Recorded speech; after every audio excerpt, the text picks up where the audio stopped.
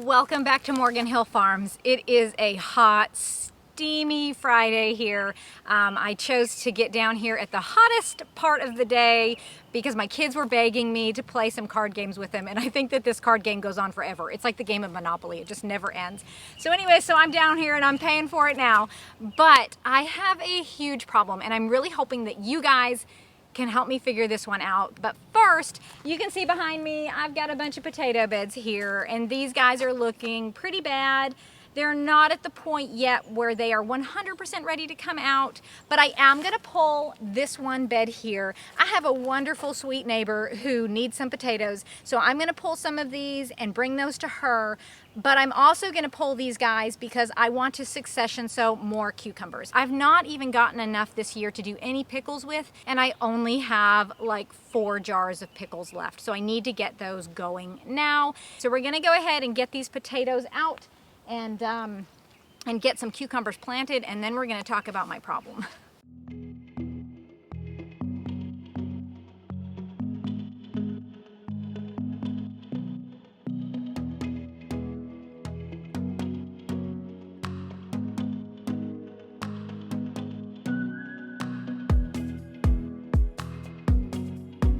So I got almost a 5-gallon bucket of potatoes from that.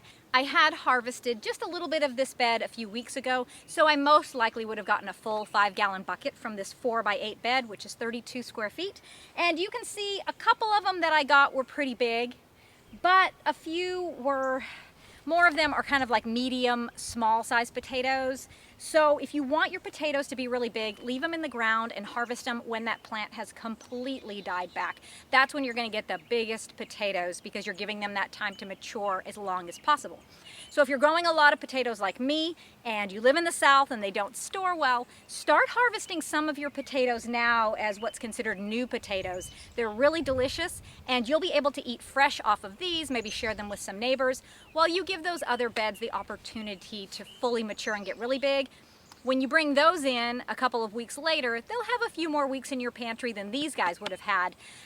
But if they start to go soft for you, you can just put them in a cardboard box. I put them in my closet in my bedroom, and next season around March, I'll plant them in the ground, and so those will be our own seed potatoes, so we don't have to buy those at the farmer store. If you don't have a lot of room for potatoes and you have harvested some as new potatoes, you can just throw some more seed potatoes in here and get a second crop. I actually was in my pantry kind of organizing it a little earlier, and I found some potatoes that I had purchased from Sam's Club, and they are pretty soft and have lots of sprouts on them. So I'm gonna go ahead and throw them in here. I mean, why not? What the heck, right? We're gonna just bring in some more food for us or neighbors or friends, or maybe I'll can those up. Before we get on to my problem, let me just show you something that I found really quick.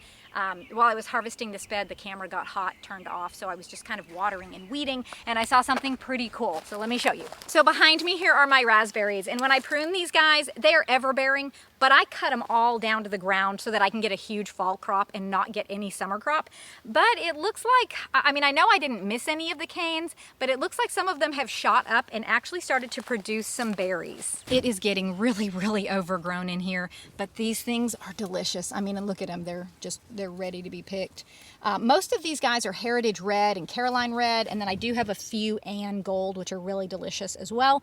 But yeah, raspberries are, man, awesome. If you could only plant blackberries or raspberries, you'll get a bigger harvest off your blackberries, but you will probably prefer the raspberries over the blackberries, honestly. So you kind of just got to make that choice. Okay, so here is my problem. You're gonna see, this is my in-ground garden. This is my 3rd row, my 2nd row, and my 1st row. So my 1st row had a bunch of green shelling peas. Their season is gone, so we took those out. This 2nd row had cabbages and broccolis. Those are gone. And then there's some onions down in the middle of the row, which will be harvested soon. And then this row, half of it, I planted with a dragon tongue bush bean. This is an heirloom bean from Baker Creek. I planted a bunch of these last year, saved all the seeds, and you can see here's what they look like. They're kind of a novelty. They're pretty awesome tasting, much better than your regular green bean that you find at the grocery store. They will lose this purple color once you cook them, and so a lot of people do prefer to eat them fresh. They say they even taste better when they're fresh than when they're cooked. So anyways, I have about a 35 or 40 foot row of these guys. And then it's pretty much empty except for a few volunteer tomatoes and cowpeas and things. Now in this second row, after my onions, which are gonna come out, I planted some regular green beans just for fresh eating. And then look at these zinnias. I didn't plant these. These just volunteered here, and there's a ton of them. Here's a view from the other side, row 3, row 2, and row 1 with a few more of those volunteer zinnias here.